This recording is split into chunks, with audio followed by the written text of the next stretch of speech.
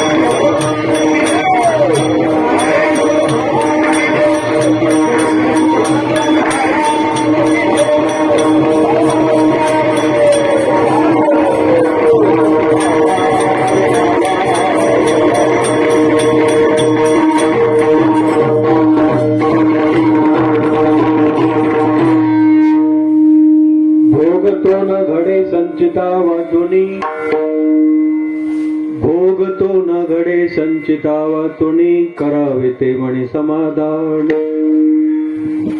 मनी मणी मानू नये खेदू म्हणावा गोविंदू वेळोवेळा अनिका रुसावे नलगे बहुता अनिका रुसावे नलगे बहुता आपल्या संचिता वाचुनिया मनवनी मनी मानू नये खेदू म्हणावा गोविंदू वेळोवेळा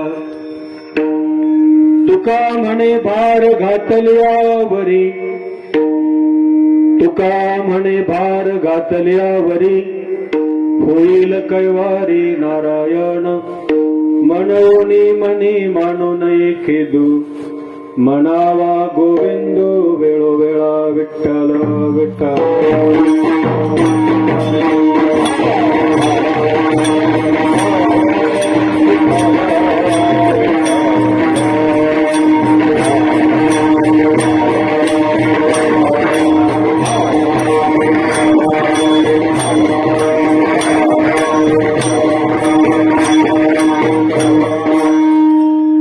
सच्चिदानंद रूपाय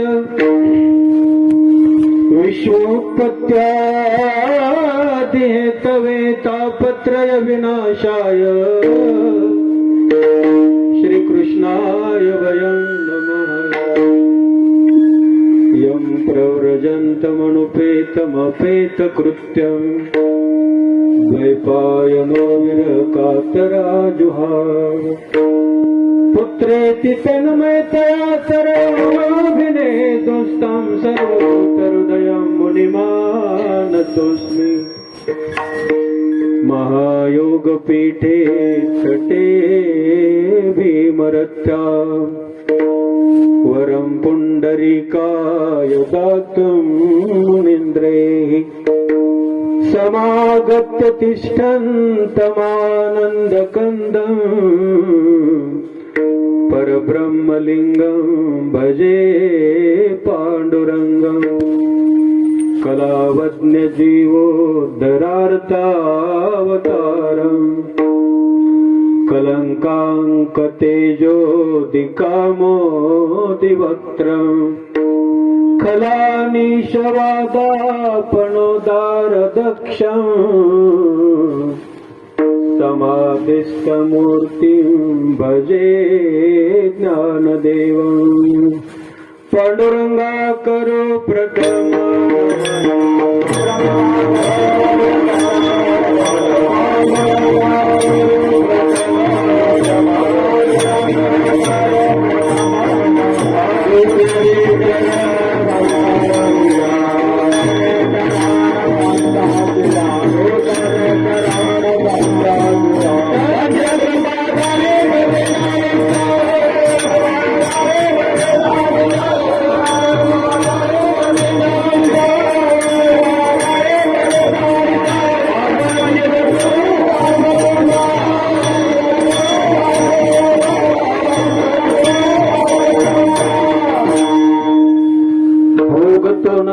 संचिता वाचुनी भोगतो न घडे संचिता वाचुनी करावे ते मणी समाधान मनवणी मणी मानू नये खेदू म्हणावा गोविंदू वेळोवेळा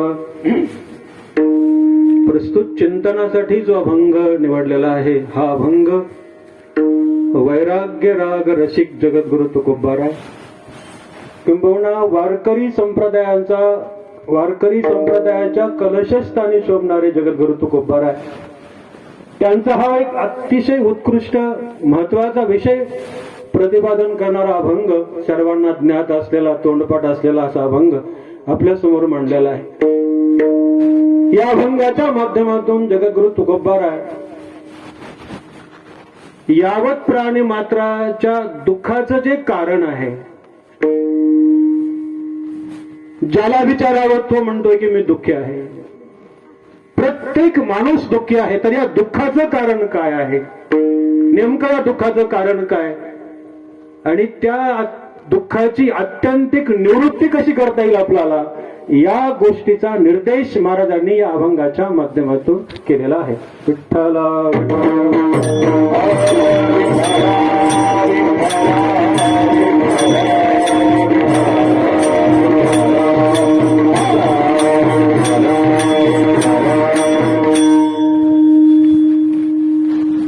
बुद्रुक या गावामध्ये हा अखंड हरिनाम सप्ताह आणि श्री संत बाळूमामा यांच्या या प्रांगणामध्ये हे पहिलंच वर्ष सप्ताहाचं. पण पहिल्याच वर्षी एवढ्या बहुसंख्येनं आणि ही गुणीजन मंडळी, मृदंगवादक आळंदीची ही बाळगोपाळ मंडळी आमच्या आणि गावातलीच अशी असणारी महान पारमार्थिक क्षेत्रामध्ये ज्यांचं नाव आहे, आदराने ज्यांचं नाव घेतलं जावं अशी ही मंडळी गावातली सुद्धा इथे उपस्थित आहे. गावातला कार्यक्रम म्हटल्याच्या नंतर गावातली गुणवान मंडळी येतीलच याची काही गॅरंटी नसते. पण ही मंडळी एवढ्या प्रेमाने आणि एवढ्या श्रद्धेने इथे सेवेसाठी उपलब्ध आहेत. त्यांना पहिल्यांदा धन्यवाद. विठ्ठला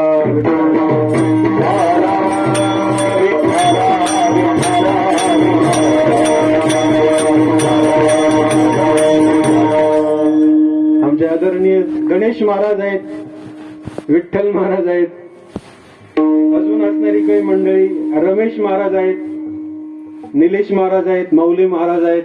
ही महाराज मंडळी खरं एवढ्या सर्वच या गावातले आणि खरं तर गावातले असून जर इथे हरिपाठाला सुद्धा, गात्या भजनाला सुद्धा किंबहुना सर्वच कार्यक्रमाला जर हजर राहतात ही मंडळी, खरंच ज्यांच्या मनामध्ये प्रेम आहे, वाढावी ती भक्ती. संसार कितीही वाढवायचा प्रयत्न केला तर तो संसार वाढणं शक्य नाही. तुकाराम महाराजांनी या संबंधाने लिहिताना प्रपंच ओसरो असं म्हटलंय.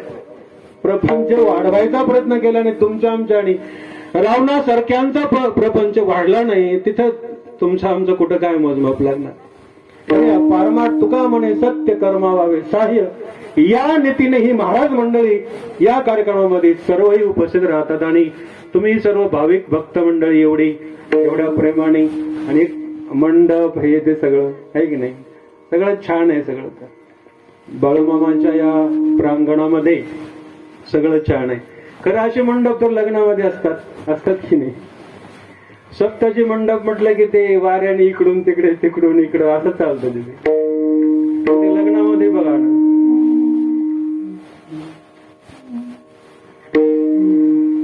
स्वस्ती श्री लग्न मंडप म्हटलं की लग्न मंडपामध्ये सगळं ताटमाट असतं. सप्ताची मंडप म्हटलं की खरंच हे मंडप ज्यांनी घातला त्यांना धन्यवाद. बाळूमामाची सेवा म्हणून आणि तुम्ही एवढ्या मोठ्या प्रेमाने श्रद्धेने सर्व उपस्थित आहात त्याबद्दल सर्वांना धन्यवाद. 11 वाजेपर्यंत बरोबर कीर्तन होणार आहे.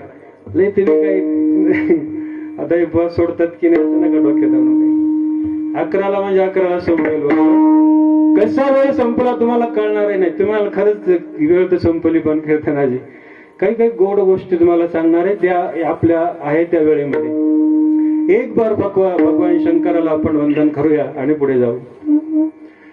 माझ्या मागे म्हणा सर्वांनी भगवान शंकरापर्यंत आवाज गेला पाहिजे तुमचा आणि माझा. माझ्या मागे म्हणा मंत्र हा कर्पूर गौरम. कसा आवाज होते मोठ्याने म्हणा सर्वांनी जरा पाठ आहे ना सर्वांना. कर्पूर गौरम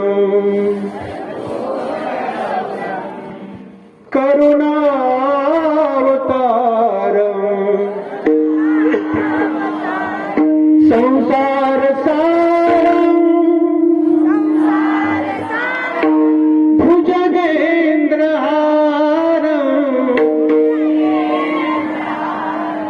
सदा वसंतम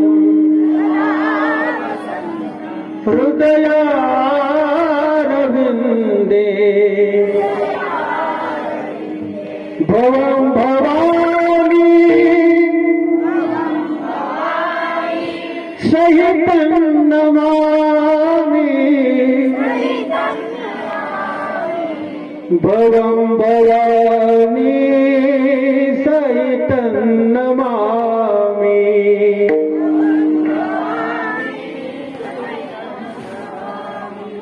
भोले बाबांना वंदन करून, खरं या गावाचं भाग्य आहे की या गावामध्ये भगवान शंकराचं मंदिर आहे, पांडुरंगाचं मंदिर आहे, मारुतीचं मंदिर आहे, अनेक देवतांची साधू संतांची मंदिरं या गावामध्ये आज उपलब्ध आहे. मानवी जीवनामध्ये हे आद्य कर्तव्य आहे. मानवी जीवनामध्ये हे झालंच पाहिजे. मानवी जीवन जगत असताना केवळ प्रपंच करणं हे या जन्माचा हेतू साध्य नाहीये. ईश्वराची भक्ती हे साध्य आहे. आपला हा भारत देश, आपल्या या भारत देशामध्ये आपली ही संस्कृती जी आहे, हा जो अभंग मी जे निवडलाय, हा अभंग काहीतरी वेदांत चिंतन, तर्कशास्त्र, न्यायशास्त्र कुठेतरी उच्च असणाऱ्या टोकावर तुम्हाला घेऊन जाणार नाही. तुमचं आमचं जे वर्तमानकालीन जीवन आहे त्या जीवनाशी निगडीत असणारा जो विषय आहे सुखदुःखाचा, जो सुखदुःखाचा विषय आहे त्या विषयाला निगडीत तुमच्या आमच्या संबंधी असणारा हा विषय आहे. आणि त्याच विषयाचं प्रतिपादन करणारा हा अभंग आहे. म्हणजे तुमच्या आमच्या जीवनामधल्या ज्या काही समस्या आहेत त्याच समस्यावर आज आपल्याला चर्चा करायची आहे. जे आतापर्यंत आम्ही अनाधिकारापासून ज्या गोष्टी उलट्या सुलट्या आमच्या व्यवहारामध्ये आम्ही समजून बसलो, त्या गोष्टींची, त्या प्रश्नांची, अशा अनेक प्रश्नांची उत्तर तुम्हाला या अभंगाच्या माध्यमातून मी द्यायचा प्रयत्न करणार आहे. पण हे भारतीय तत्वज्ञान जे आहे, इंडियन फिलॉसॉफी ज्याला म्हणतो आपण, अगदी 2 मिनिटांमध्ये आपल्या या भारतीय संस्कृतीची आपल्याला ओळख देतो. भारतीय तत्वज्ञान आपल्या जीवनामध्ये हे अत्यंत महत्वाचं आहे. आपल्या मुलांना हे आलं पाहिजे. ही आमची मुलं, यांना गीता पाठ आहे, कोणी श्लोक म्हणतात. आता जो श्लोक म्हणून दाखवला या मुलांना पाठ आहे, तो कित्येक श्लोक पाठ आहेत, हरिपाठ पाठ आहे. हे मुलांना शिकवत असताना आचार्यांची स्तोत्र असतील, हरिपाठ असतील, गीता असेल, हे शिकवलं जातं या मुलांना. आज खेडेपाड्यामध्ये सुद्धा हे संस्कार जडले पाहिजे. हे जीवन जगत असताना जर ज्ञानेश्वरी वाचायची नाही, गाथा वाचायचा नाही, रामायण वाचायचं नाही, आईवडिलांची सेवा करायची नाही, संतांची सेवा करायची नाही, संत वाङ्मयाचा अभ्यास करायचा नाही, अशा लोकांसाठी या देशामध्ये राहण्याचा कोणताही अधिकार नाही. राहतात कशाला इथे जेवायला? याच्यासारखी गेलेली बरी. ज्यांना जर ही संस्कार कळत नाही, आमच्या बरोबरीनं काम करणारा एक शाळेचा प्राचार्य, त्यांना ज्ञानेश्वरी स्वतः मी भेट दिली आणि त्यांना म्हटलं, ही ज्ञानेश्वरी तुम्ही थोडी थोडी वाचत चला. ते म्हणाले, महाराज मला संस्कृत वाचता येत नाही. एका शाळेचा मुख्याध्यापक असणारा भविष्य जर म्हणतो की ज्ञानेश्वरी संस्कृत मध्ये आहे, मला वाचता येत नाही, काय बोलावं अशा माणसांना? ज्ञानेश्वरी ही मराठीमध्ये आहे का संस्कृत मध्ये आहे याचं सुद्धा भान नाही. तर हे जे तत्वज्ञान आहे हे आमच्या मुलांना ऋषीमुनी लोकांनी हे सांभाळलं, दर्या खोऱ्यामध्ये जाऊन सांभाळलं, गंगेच्या काठावर राहायचं, झाडाचा पाला, फळं, मुळं खायची, कंदमुळं खायची, आणि तत्वज्ञान सांभाळून ठेवलं. त्याने तत्वज्ञान ते आमच्यापर्यंत दिलं आणि हेच तत्वज्ञान आता आम्ही आमच्या मुलांना शिकवायचंय. आम्हाला कळतं की नाही, माझं लेकरू लहान आहे, त्याला फक्त शालेय अभ्यास आला पाहिजे, त्याला जीवन जगावं कसं हे शिकवायचं, फक्त त्याला संस्कार द्यायचे नाही. शिकवा तुम्ही त्याला जीवन फक्त जगावं कसं एवढं शिकवा, संस्कार शिकूच नका. एक दिवस तुमच्या पाठीत लाथ घालून ही मुलं घराच्या बाहेर जाणे हाकललं तुम्हाला, तर मग मला बोलायचं, मग वाटेल या मुलांनी कसं काय घराच्या बाहेर काढलं. आपल्या मुलांना संस्कार पाहिजे हो. काल परवाचा मुद्दा सांगू. उत्तर हिंदुस्थानामध्ये मरियम नावाची एक मुलगी आहे, त्या मुलीने गीता पाठांतर या विषयामध्ये पहिला क्रमांक मिळवला. उत्तर भारतामध्ये, उत्तर प्रदेशामध्ये, ज्यामध्ये आदित्यनाथ योगी मुख्यमंत्री आहेत त्या राष्ट्रामध्ये, तिथे. आणि माननीय पंतप्रधान नरेंद्र मोदी त्यांच्या हस्ते त्या मुलीला 11 लाख रुपयाचं बक्षीस कबूल करण्यात आलं, देण्यात आलं. विशेष इथे आहे, त्या मुलीने गीता पाठ केली आणि गीता पाठांतर स्पर्धेमध्ये पहिला क्रमांक मिळवला आणि 11 लाख रुपयाचं बक्षीस नरेंद्र मोदी त्यांच्या हस्ते मिळवलं. हा विशेष नाही, गीता पाठ करणारी मुलगी ही मराठा नाही, हिंदू नाही, ब्राह्मण नाही, ही जातीने मुस्लिम आहे. मुद्दा इथे महत्वाचा आहे. मुसलमान धर्माची मुलगी असताना सुद्धा जर तिला गीतेबद्दल एवढा जिव्हाळा आहे, एवढं प्रेम आहे, एवढे स्नेह आहे, एवढी श्रद्धा आहे, आमची श्रद्धा गेली कुठे? आमचं प्रेम कुठे जाते? आमच्या मुलांना फक्त जीवन जगण्याची कला शिकवतो आम्ही. पैसा कमवला की आमचं कामच झालं, इथे आम्ही आहोत. पैसा कमवलं म्हणजे काम झालं नाही. मुलं संस्काराने संपन्न झालं तेव्हा काम पूर्ण होईल, तोपर्यंत नाही पूर्ण व्हायचं. विठ्ठला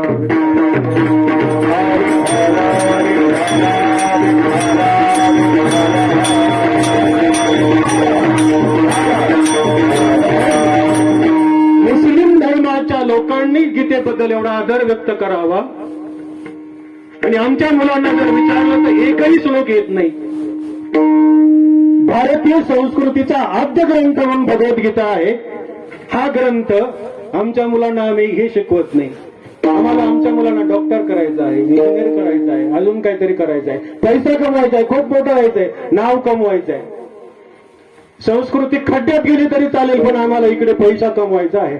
विठ्ठला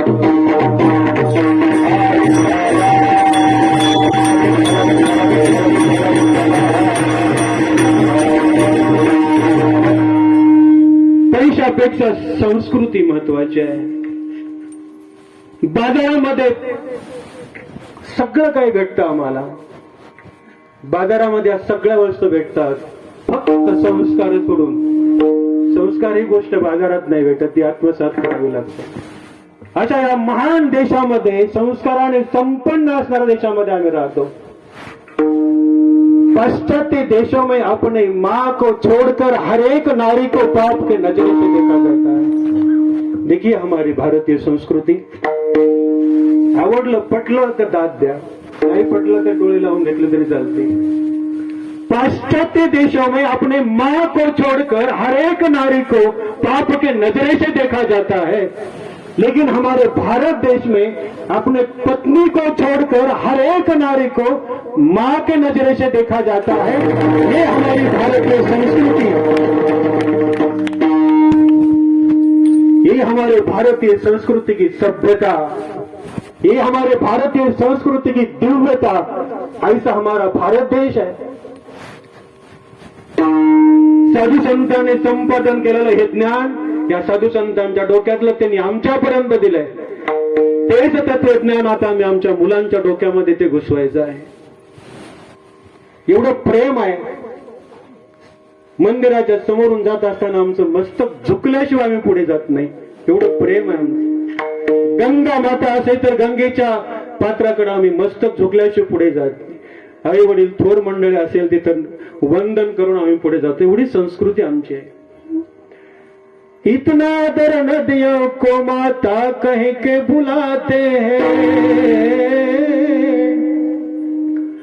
इतना दर इंसान तो क्या पत्थर ही पूजे जाते. इस धरती पे मैंने जन्म लिया, ये सोच के मैं इतना रहता हूँ. भारत का रहने वाला हूँ, भारत की बात सुनाता. हे भारत देशाचं तत्वज्ञान आहे. त्या लोकांनी मगाशी सांगितलेलं उदाहरण, त्या मुस्लिम धर्माच्या असणाऱ्या मरियम नावाच्या मुलीनी गीता पाठांतरामध्ये पहिला क्रमांक मिळवला आणि नरेंद्र मोदी पंतप्रधान त्यांच्या हस्ते 11 लाखाचं बक्षीस त्यांना द्यायचं कबूल केलं. आणि अक्षरशः त्यांच्या आई वडिलांनी हे 11 लाख नरेंद्र मोदींच्या समोर मांडलेला प्रस्ताव, हे 11 लाख आम्हाला नको आहे. जे काही गरीब विद्यार्थी असतील, ज्याला कोणी वारसदार नाही, कोणी अनाथ आहे, अशा लोकांसाठी ते द्या, आम्हाला नको आहे. वाचा वाटल्यास तुम्ही पेपर. वाटलं असणारी बातमी तुमच्या असणारे इथले जे ग्रुप आहे त्या कोरोळातले, माझ्याकडे 2 ग्रुप आहेत, त्या ग्रुपला टाकून देतो बातमी. तुम्ही दाखवा एकमेकाला काय बातमी आहे ते. 11 लाख रुपयाची रक्कम त्यांनी अनाथ लोकांसाठी, अनाथ मुलांसाठी ती वाटा, असं त्यांनी ठामपणे सांगितलं. आपल्या भारतीय संस्कृतीबद्दल असणारे निष्ठा, प्रेम हे आपल्याला यातून दिसतं. त्यांनी आपल्या मुलांच्या हातामध्ये गीता दिली, आम्ही आमच्या मुलांच्या हातामध्ये मोबाईल दिला. साधू संतांनी आपले मुलं साधू संतांच्या पायावर मुलं आपले सोडली, त्यांच्या हातामध्ये ग्रंथ दिली, आणि आपण मात्र आपल्या मुलांच्या हातामध्ये मोबाईल दिलेला आहे. काय होईल या पिढीचा तुम्ही विचार करायचा, याचा काय होईल ते. त्या मोबाईलचा वापर जर शिकण्यासाठी होत असेल तर मग मान्य आपल्याला. ज्ञान की गंगा ऋषियों की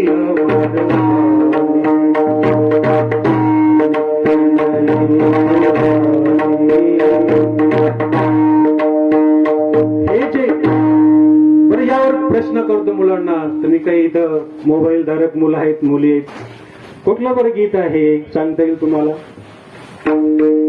ये विश्व भारती है, वीरों की आरती है नित्य नई पुरानी, मेरे भारत की का. मुलांनी सांगा भाऊ, जे मुलं कोरोनाच्या काळामध्ये मोबाईलवर ऑनलाईन शिक्षण पद्धती चाललेली होती, मोबाईल पाहणारी काही तरुण मुलं, त्यांनी सांगायचं हे गीत, हे गाणं कुठलं आहे नेमकं, कोणत्या सिनेमामधलं आहे, कशामधलं गाणं आहे नेमकं एवढे. जर मोबाईलचा वापर करून जर आपल्या कल्याणासाठी, भवितव्यासाठी, आनंदासाठी, ज्ञानाच्या वृद्धीसाठी जर मोबाईलचा वापर असेल ते फायदेशीर आहे.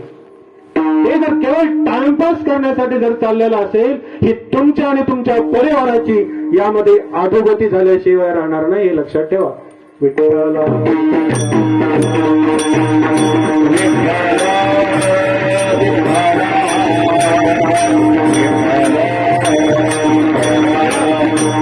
मोबाईलच्या माध्यमातून आपण गायन शिकू शकतो,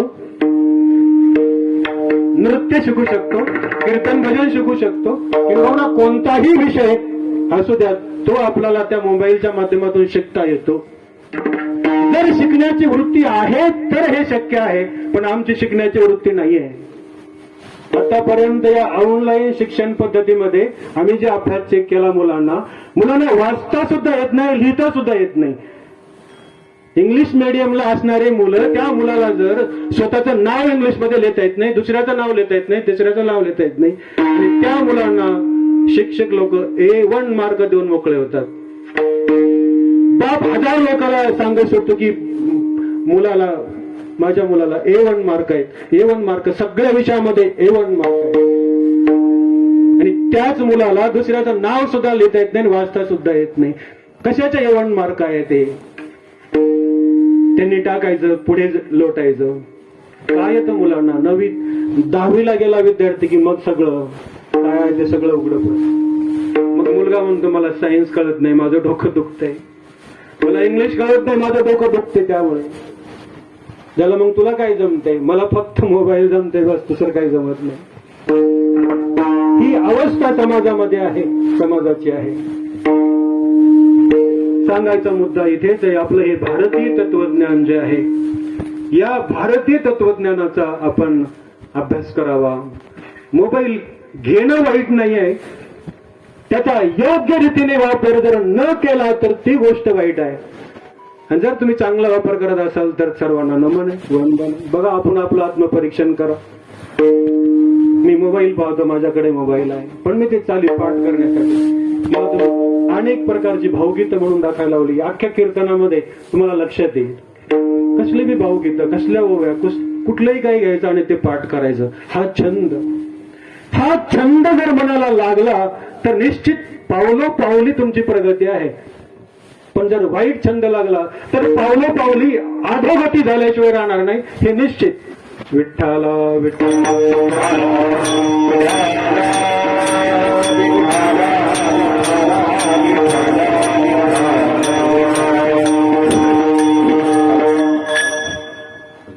आज आपण जो अभंग आपल्या समोर मांडलेला आहे, अतिशय सुंदर चिंतन आहे. आता हे चिंतन काहीच सांगण्याचा प्रयत्न करतो. मानवी जीवनाचा जर आपण विचार केला तर हे मानवी जीवन प्रवाह रूप आहे. मानवी जीवन हे प्रवाह रूप आहे. ज्याप्रमाणे ही गंगा माता ब्रह्मगिरी पर्वतावर उगम पावते आपल्याला कल्पना आहे. आणि त्या ब्रह्मगिरी पर्वतावर उगम पावलेली ही गंगा माता हळूहळू हळूहळू ती सागरापर्यंत धावते. दरीखोऱ्यामधून डोंगरामधून ब्रह्मगिरी पर्वतावरून निघालेली गंगा माता सागरापर्यंत जाते. याचं वर्णन माऊलीने एका ओवीत का फेडीत पापताप पोषित तिरीचे पादप समुद्रा जाय आप गंगेचे जैसे. माऊली म्हणते ही गंगा माता निघाली एकदा का फेडीत पापताप. अनेक लोकांचे पाप भस्म करत ही गंगा धावत चालते. सर्वांना जीवन देत पालन पोषण करत ही गंगा माता चालते. आमच्या कवीने एक भावगीत लिहिलं हेच चित्र पाहून. ज्ञानराज माऊलीने पाहून ही ओवी लिहिली. या कवीला आठवलेलं सुचलेलं भावगीत आहे का? सुर टाक. संत वाते कृष्णामाई तीरावरच्या सुख दुःखांची जाणीव तिजला नाही. संत वाते कृष्णामाई कोणी नदीला म्हणती माता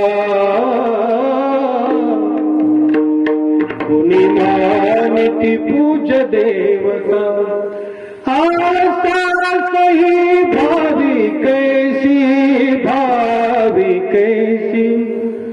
गंगा फलदाई. संत वाते कृष्णामा ही गंगा माता वाहत चालते. मोबाईल घेतला पण या मोबाईलवर हे गाणं पाठ केलं. अशा अनेक गाणे पाठ केले. किंबहुना तुम्ही मला लावणी म्हणून दाखवा. लावणी पाठ करून ठेवलेली आहे. लावणी सुद्धा पाठ करून ठेवलेली आहे. कशावर पाठ केली? मोबाईलवरच पाठ केली. जर शिकण्यासाठी जर मोबाईलचा वापर असेल तर निश्चित पावलोपावली प्रगती आहे. पावलोपावली प्रगती आहे. हा देश जी गंगा माता ब्रह्मगिरी पर्वतावरून उगम पावते आणि ती हळूहळू सागरापर्यंत. हे जशी ही गंगा आहे तशी आपली जीवनरूपी गंगा. लक्ष देऊन ऐका हे तत्वज्ञान थोडस. ही जशी गंगा माता आहे ब्रह्मगिरी पर्वतावर उगम पावते आणि हळूहळू सागरापर्यंत जाते. ही जीवनरूपी गंगा सुद्धा जन्मरूपी पर्वतावर उगम पावते. माता भगिनी लक्ष देऊन ऐका. जीवनरूपी गंगा ही जन्मरूपी पर्वतावर उगम पावते आणि ती मृत्यूरूपी सागरापर्यंत धावत चालते. जन्मरूपी पर्वतावर उगम पावलेली ही जीवनरूपी गंगा मृत्यूरूपी सागराला इथं शेवट होतो. आता या गंगेला 2 तट आहेत तुम्हाला माहिती आहे. गंगा माता पाहिली की तिला 2 तट आहेत. ही जीवनरूपी गंगा हिला पण 2 तट आहेत. यातला एक तट सुखाचा आहे तर दुसरा दुःखाचा आहे. आपल्या जीवनाकडे आणायचे वळून हे सगळं. एक तट जो आहे तो सुखाचा आहे आणि दुसरा जो तट आहे तो दुःखाचा आहे. सुखस्यानंतरम दुःखम दुःखस्यानंतरम सुखम असं आमचं जीवन आहे. काही दिवस सुख आलं की लगेच सुख संपत लगेच दुःख येतं. दुःख नको आहे ते आम्हाला कायमचं नको वाटतं. सुख पाहिजे ते मात्र कायमचं असं वाटतं. मज लागे दुःख व्हावे ऐशे कोणी भावे ना जीवे. मला दुःख व्हावं मला दुःख व्हावं असं कोणी म्हणतं का? कोणीच म्हणत नाही. मला सुख पाहिजे ते कायमचं पाहिजे आहे असंच प्रत्येकाची अपेक्षा आहे. आणि या जीवनरूपी गंगेचे 2 तट आहेत. एक सुखाचा तट आहे एक दुःखाचा तट आहे. सुखस्यानंतरम दुःखम दुःखस्यानंतरम सुखम न नित्यम लभते सुखम न नित्यम लभते. जर दुःख जीवनामध्ये आलं तर ते सुद्धा कायमस्वरूपी नाही टिकत. सुख आलं तर ते सुद्धा कायमस्वरूपी टिकत नाही. सुख आलं की त्यानंतर दुःख, दुःख आलं की सुख, सुख हे चक्रावर हिव गच्छती भाग्यपंक्ती, हे जसं म्हटलंय कवीनी. गाडीच्या चक्राप्रमाणे सुखाच्या नंतर दुःख, दुःखाच्या नंतर सुख, हे जसं खालचा भाग वर, वरचा खाली, गाडीचं चाक जसं फिरत राहतं त्याप्रमाणे सुख दुःखाचं चक्र आपलं हे सारखं फिरतच राहत. कधी सुख आहे तर कधी दुःख आहे. सकाळी उठल्याबरोबर मनुष्य प्रसन्न आहे तर 11 वाजता तो निराश झालेला दिसतो. संध्याकाळी पाहिलं तर डोळ्यामध्ये आसू आहे, असं पाहायला भेटतं. सुखाच्या नंतर दुःख, दुःखाच्या नंतर सुख, हे चक्राप्रमाणे ही गती चालत राहते. जीवनात सुख असं वाटतं, दुःख कोणालाही नको आहे. दुःखाने दुःखाचा, हे दारिद्र्याचं दुःख, कोणतेही दुःख जे असेल जीवनात आलेलं, हे दुःख नकोच आहे प्रत्येकाला. एक मृच्छकटिकम नावाचं नाटक आहे, थोडस काही अभ्यास आहे, लक्षात द्या. मृच्छकटिकम नावाचं एक नाटक आहे, त्याचा कवी आहे शूद्रक. त्याच्यातली 2 पात्र आहेत, एक चारुदत्त नावाचं आणि एक आहे विदूषक. तो विदूषक आपल्या मित्राला म्हणतो, चारुदत्ताला, का रे म्हणतो मित्र, तुला प्रश्न मला विचारायचा आहे. दारिद्र्य आणि मरण अशा 2 गोष्टी आहेत, मी तुम्हाला प्रश्न करतो. त्यांनी आपल्या मित्राला केला, दारिद्र्य आणि मरण या 2 गोष्टी, त्यापैकी तुम्हाला कोणते आवडते? दारिद्र्य आवडतं का मरण आवडतं? जेव्हा हा विदूषक आपल्या चारुदत्ताला, मित्राला विचारतो, मित्रा बोल, तुला कोणतं आवडतं? दारिद्र्य आवडतं की मरण आवडतं? या दोन्हीपैकी, दारिद्र्यात मरणात दुवा, या 2 गोष्टी, दारिद्र्य आणि मरण या 2 गोष्टी आहेत, तुला कोणते आवडते? तो चारुदत्त म्हणतो, मरणम मम रोचते न दारिद्र्य. चारुदत्त म्हणतो, मला मरण आवडतं, तुम्हाला दारिद्र्य आवडत नाही.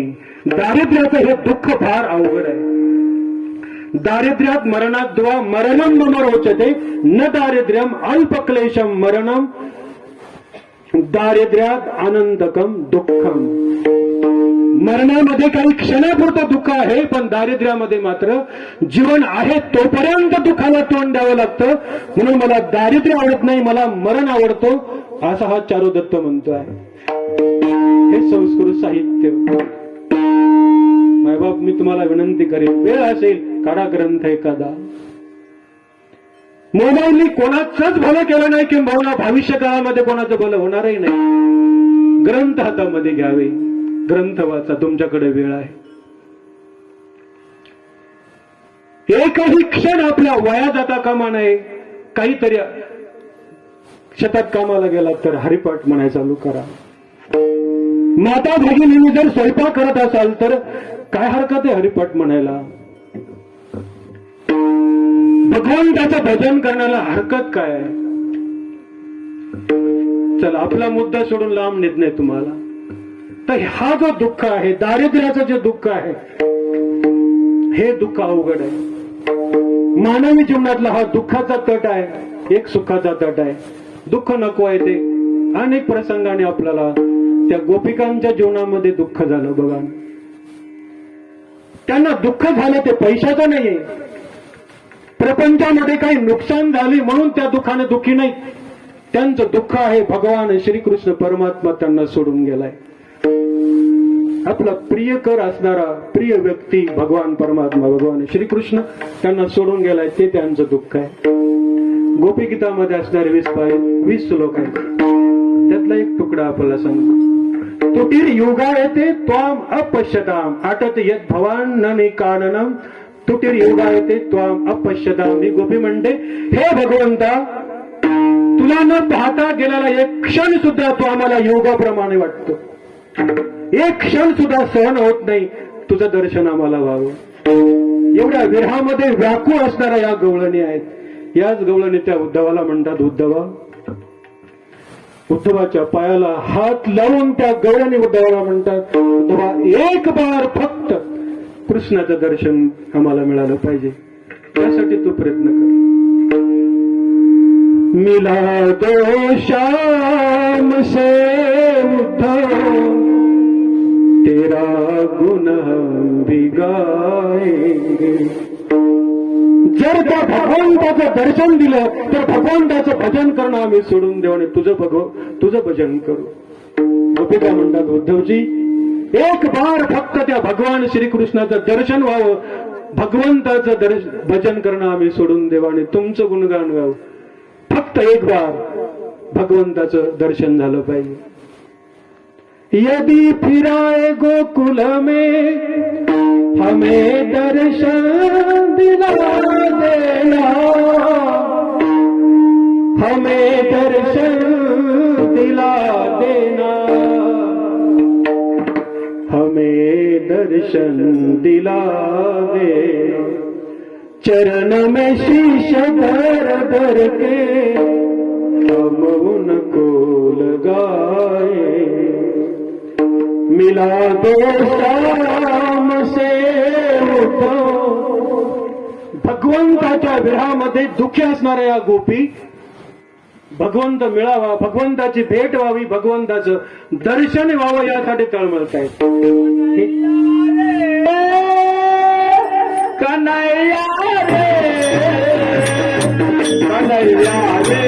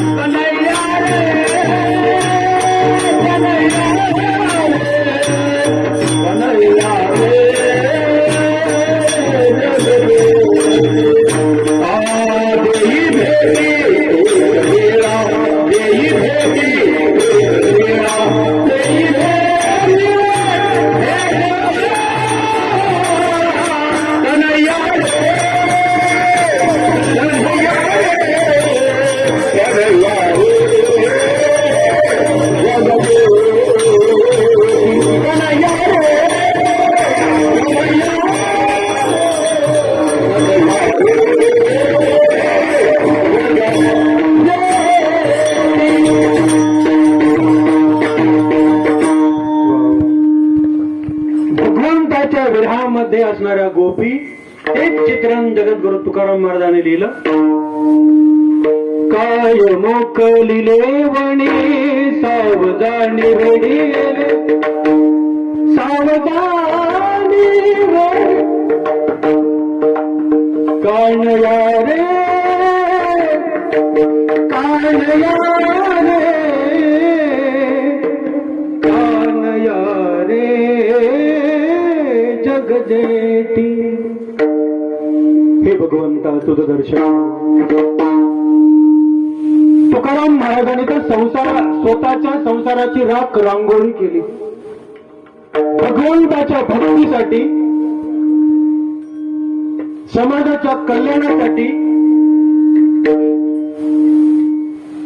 संसाराच्या नावे घालून या शून्य. महाराज स्वतःच्या संसाराच्या नावाने शून्य घातलं, स्वतःचा संसार जाळून टाकला, तेही दुसऱ्याचा संसार भला करण्यासाठी. दुसऱ्याचा संसार भला करण्यासाठी स्वतःचा संसार जाळून टाकला. हे जगद्गुरु तुकाराम महाराज. आणि भगवंताचं गुणगान करायचं हा दुःखाचा जो भाग आहे, हा सारखा मनाला टोचत असतो.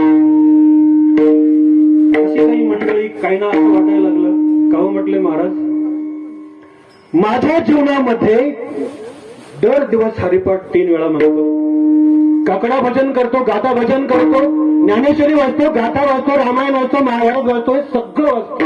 हे सगळं वाचून सुद्धा माझ्या जीवनामध्ये दुःख का जात नाही?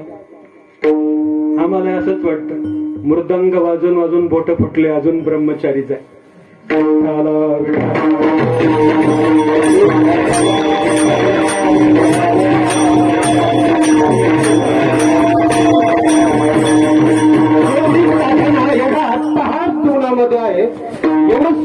करून सुद्धा मग आमच्या जीवनातलं दुःख जात का नाही?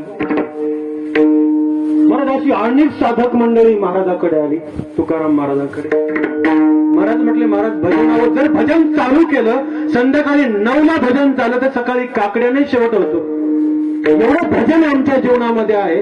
असं असताना सुद्धा आमच्या जीवनामध्ये दुःख का येतं? पंढरीची वारी करावी नित्यनेमाने, रामायण वाचावं, महाभारत वाचावं, सगळं ग्रंथ वाचावे, हे सगळं करून सुद्धा आमच्या जीवनातलं दुःख का जात नाही?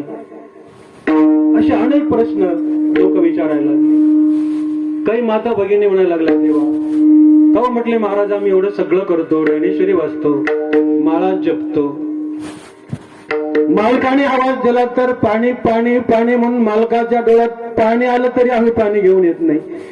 इथे नाही बरं काय, आमच्या भागातलं आलं, आमच्या भागातलं मध्ये आलंय. खरं तर इकडे तसं नाही शक्य. पाणी म्हटल्याबरोबर आम्ही मालकाला पाणी देतो. मालकाची मनोभावे सेवा करत असताना तुळशीला प्रदक्षिणा करतो, आई वडिलांची सेवा करतो, सासू सासऱ्यांची सगळ्याची सेवा करतो. हे सगळं करून सुद्धा आमच्या जीवनातलं दुःख का बरं जात नाही? एक दुःख संपलं की दुसरं तिथं फिरलेलंच असतं. काय नेमकं आहे तरी काय? रामराम असं आम्हाला वाटतं, हे भक्ती करून करायचंय तरी काय नेमकं? जर जीवनातलं दुःख जातच नाही तर भक्ती करायची कशाला? कशासाठी करायचं हे सगळं? पारमार्थ करणाऱ्या व्यक्तीच्या मनामध्ये सुद्धा अशी शंका येईल किंवा अशी द्विधा अवस्था निर्माण होईल, व खरंच आपण एवढा अट्टास करतोय, एवढं नामस्मरण करतोय, एवढा जप करतो आहे, एवढं पाठांतर केलेलं आहे, एवढे श्लोक पाठांतर आहे, अभंग पाठांतर आहे, हे सगळं केलं तरी सुद्धा जीवनातलं दुःख का जात नाही? जगद्गुरु तुकाराम महाराज म्हणाले, बाबांनो तुम्ही जो प्रश्न मांडले हे असे सगळे, या सर्वांचं उत्तर एकच आहे. जर जीवनामध्ये ज्ञानेश्वरी वाचली असेल तर या ज्ञानेश्वरीचं फळ जे आहे ते उत्तमच आहे. भगवान परमात्मा तुम्हाला जो फळ देणार आहे, तुम्ही मनामध्ये स्मरण सुद्धा केलं नसेल, किंबहुना तुम्ही ती कल्पना सुद्धा करू शकणार नाही.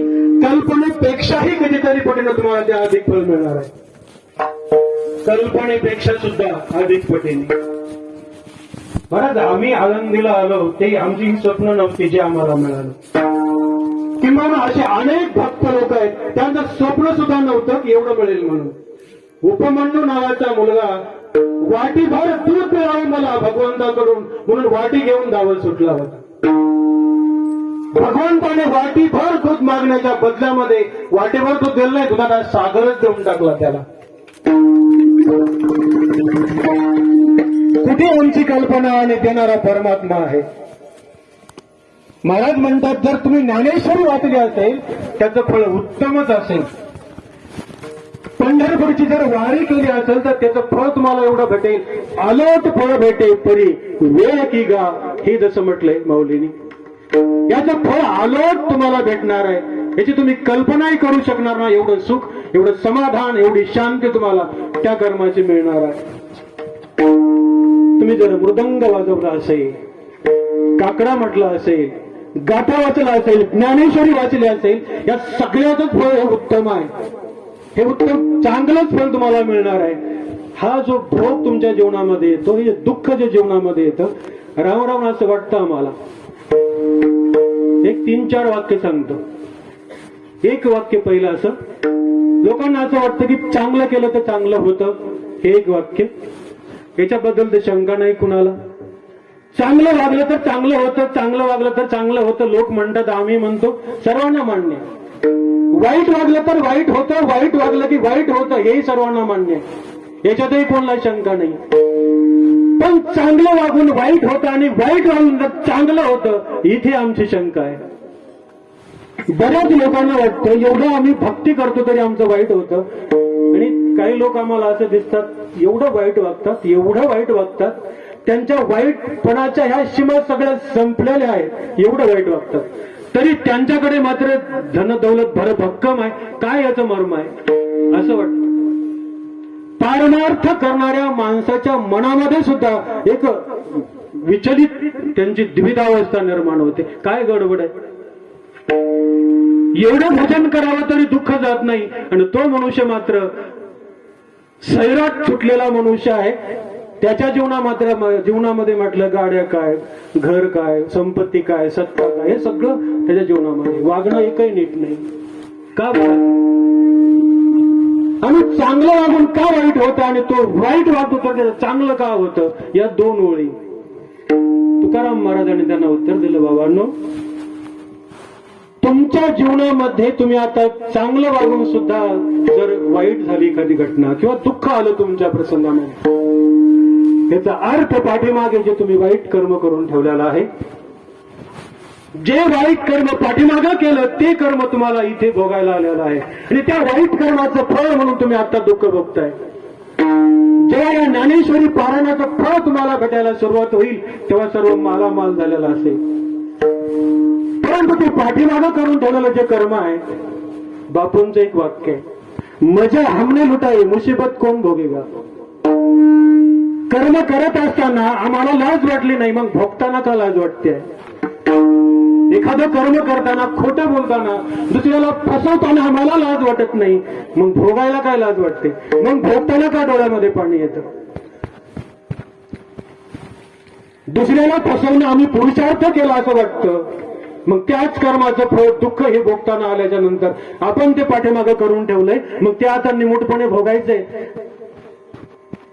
ज्या प्रसंगामध्ये पुरुषार्थ वाटला, मग त्याच पुरुषार्थाने त्याला तोंड द्यायचं, दुःखाला पण भोगायचं ते आता. महाराज म्हणतात, पाठीमागे जे करून ठेवलेलं कर्म आहे ते कर्म आता भोगायला आलेलं आहे. आणि कर्माचा हा क्रम आहे, कर्माचा क्रम आहे. कोणतं कुठेही भोगायला येतं असं नाही. कधी कधी या जन्मामध्ये केलेली कर्म पुढच्या जन्मात भोगायला येतात असंही होऊ शकतं. कर्माचा हा क्रम आहे. कधी कधी या जन्मामध्ये केलेली कर्म याच जन्मात भोगायला येतात. महाराज म्हणतात, जो तुम्हाला दुःख देणारं कर्म आहे किंबहुना दुःख आहे, हे दुःख हा जो भोग आहे, त्याचा ज्ञानेश्वरी वाचल्याचा, गाथा वाचल्याचा, पंढरपूरची वारी केल्याचा त्याचा परिणाम नाही, पाठीमागे जे करून ठेवलेलं कर्म आहे हा त्याचा परिणाम आहे. हा भोग आहे तो संचितातलाच आहे. हीच गोष्ट महाराज अभंगाच्या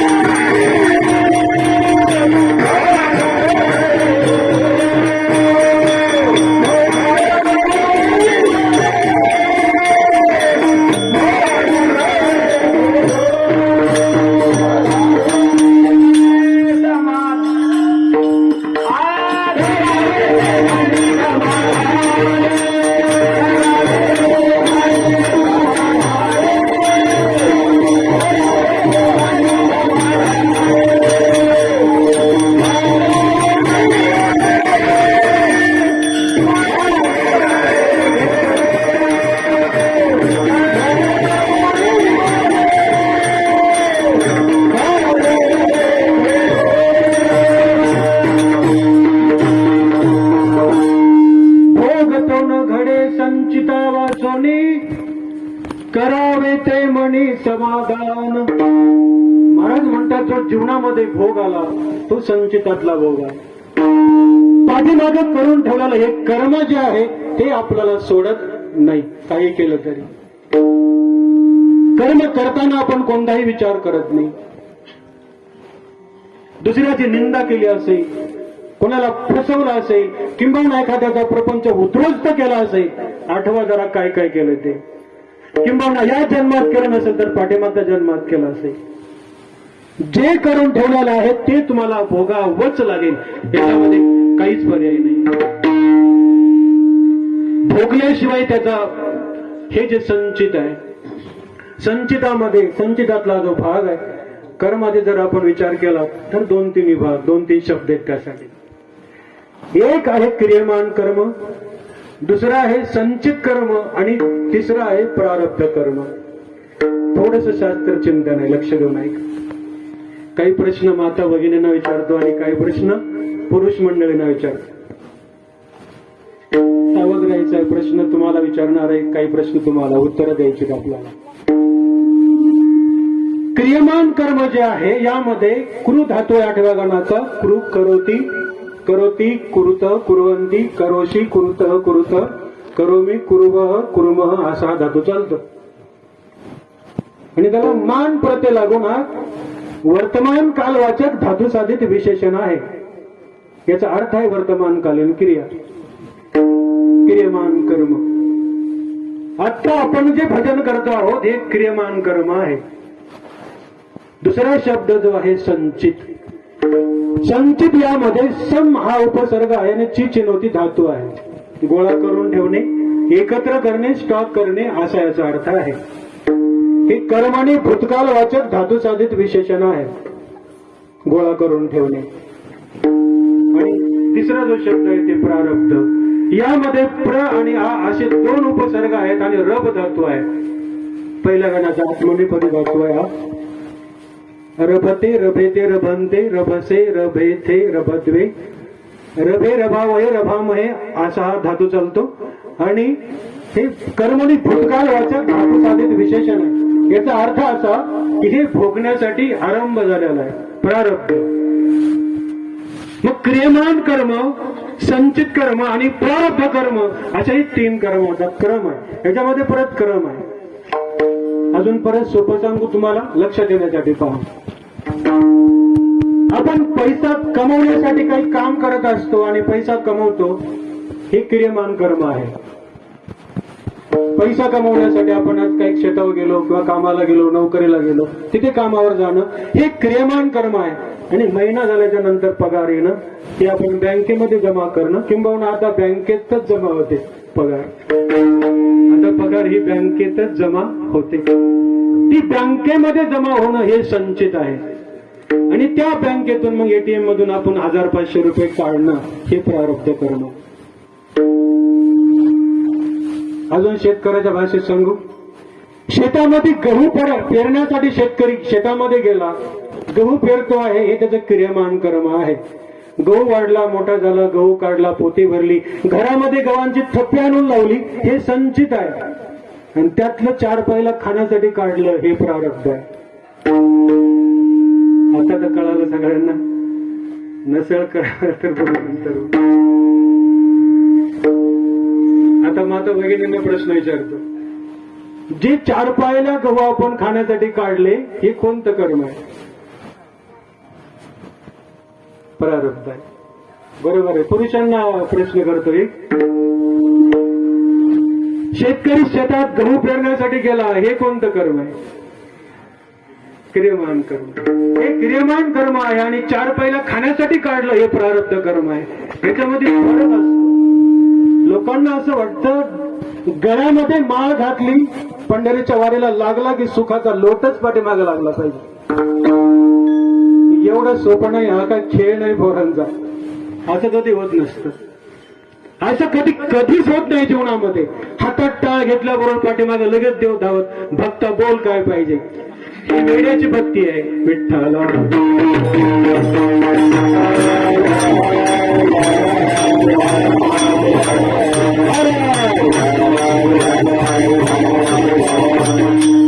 परमार्थ करा अथवा करू नका, पण असा परमार्थ याच्यामध्ये क्रम आहे. जर ज्वारी पेरण्यासाठी शेतकरी शेतामध्ये गेला तर संध्याकाळी का ज्वारीची अपेक्षा करतो का? नाही करत. त्याला माहिती आहे ते उगवायचंय. अजून योग्य ओलावा आहे का जमिनीचा? योग्य मशागत आहे का?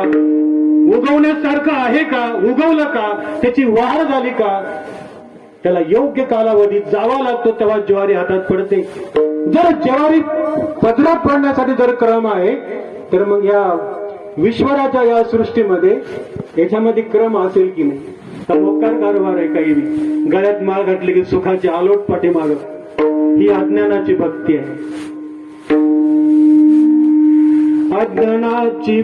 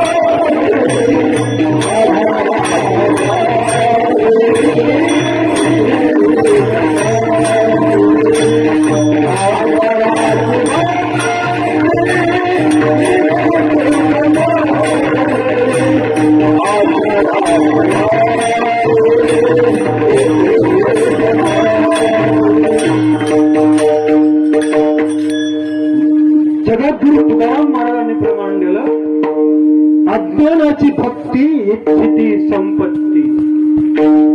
अज्ञानाची भक्ती आहे जर तुम्ही संपत्तीची अपेक्षा करत असाल. देवासाठी भक्ती नाहीच आहे, भक्तीचं सोंग आहे. दंभे करी भक्ती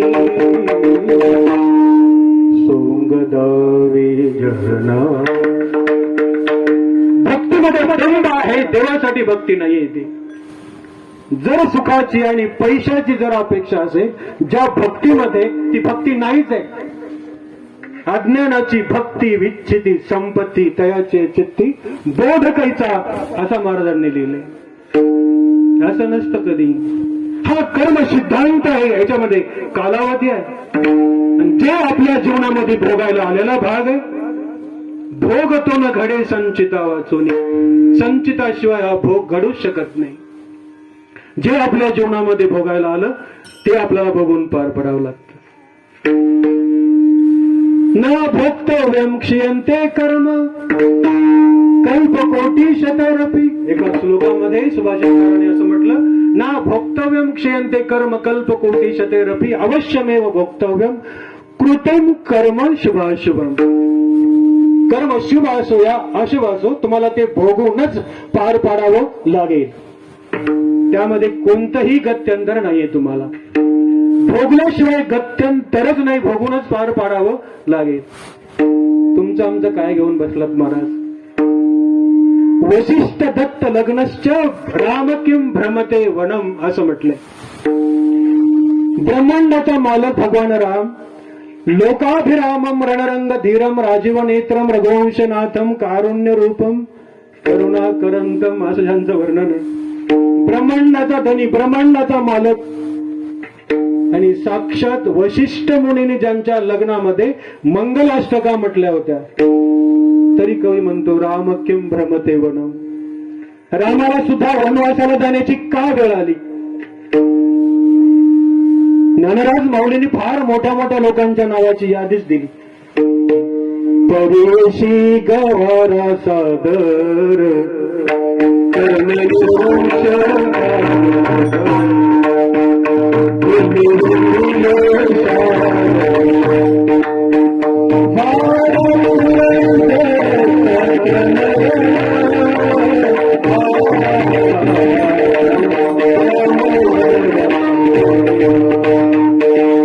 पर्यशी गवारा सादर कर्म निरंकुश झाले सगळं.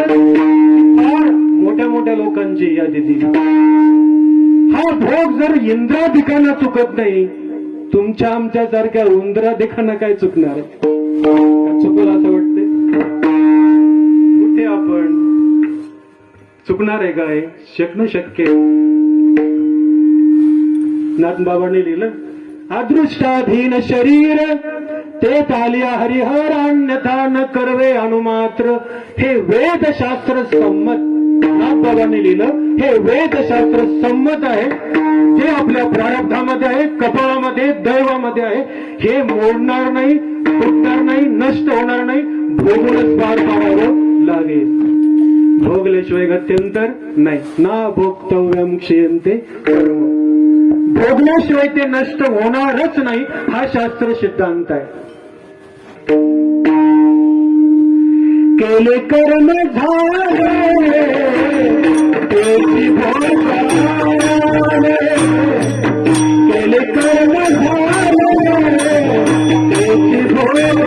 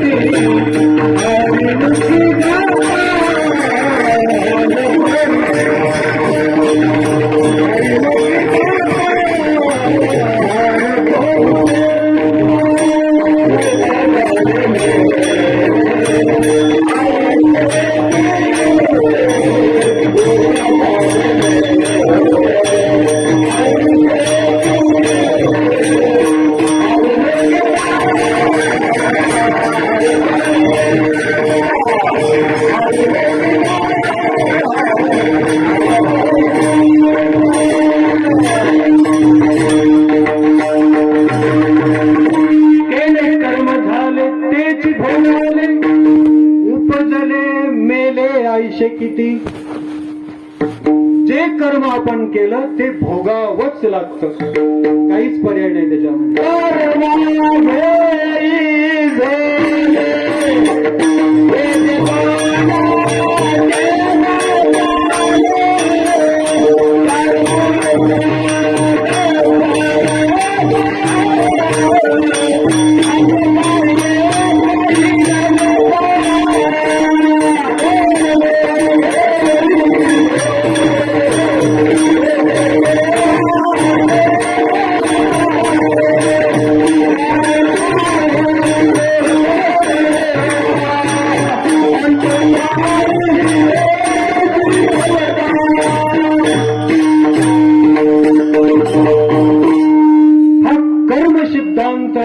की याच्यामध्ये आपल्याला तडजोड नाही. काही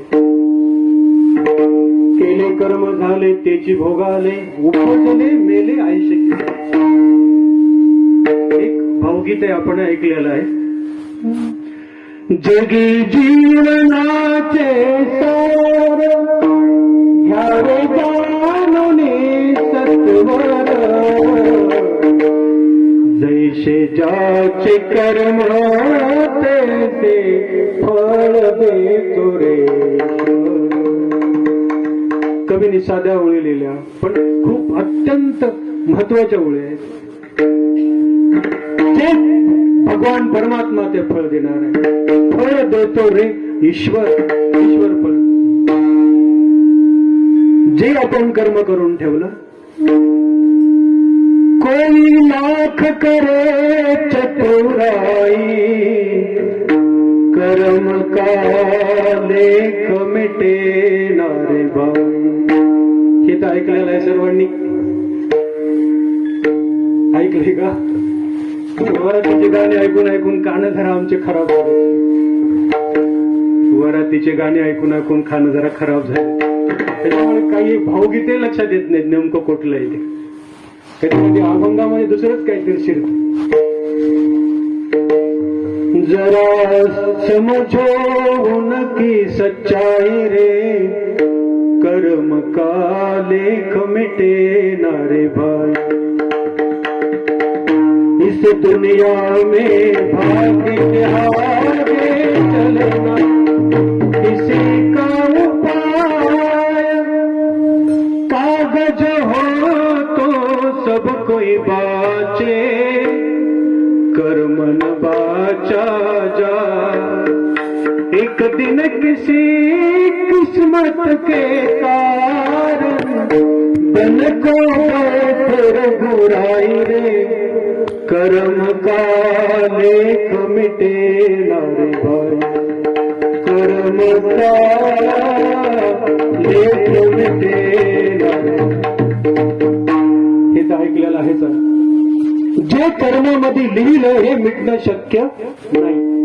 मग काय बरं आमच्या हातामध्ये? आमच्या हातामध्ये एकच आहे, करावे ते मने समाधान. मनामध्ये समाधान मानणं हेच एक आमच्याकडे आहे, या व्यतिरिक्त काहीच नाही. समाधान मानायचं.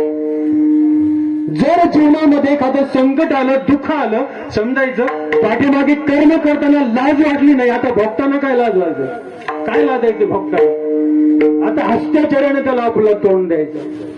कर्म करताना जर लाज वाटली नाही, खोटं बोलताना लाज वाटली नाही, 4 पैसे कमवताना आपण खोटं बोलतो, दुसऱ्याला फसवतो त्याच्याकडून 4 पैसे कमवतो आणि स्वतःला परत शहाणं समजतो. दुसऱ्याला फसवून 4 पैसे कमवतो आणि जर स्वतःला शहाणे समजता, तर तुमच्या एवढे मूर्ख या जगाच्या पाठीवर दुसरं कोणी असू शकत नाही.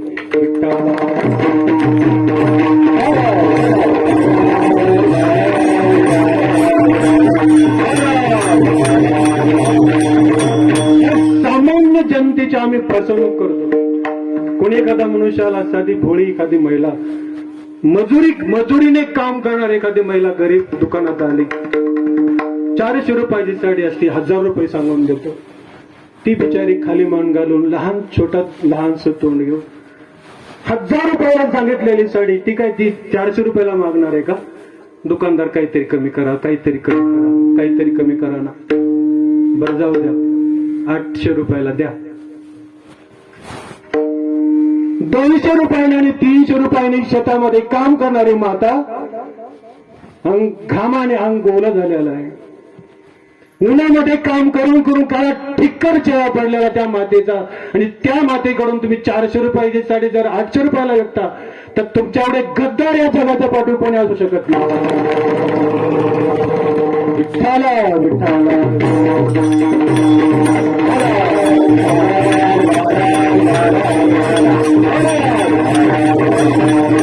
तुमच्या मातेला न्याय मिळाला पाहिजे.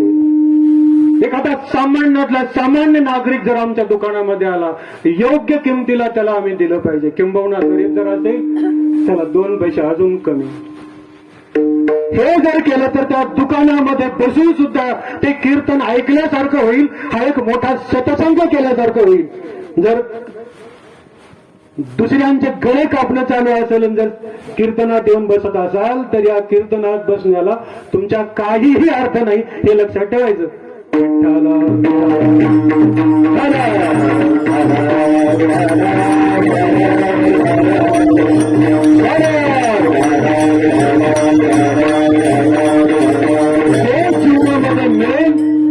जे जीवनामध्ये घडेल ते माझ्या अदृष्टाप्रमाणे आहे.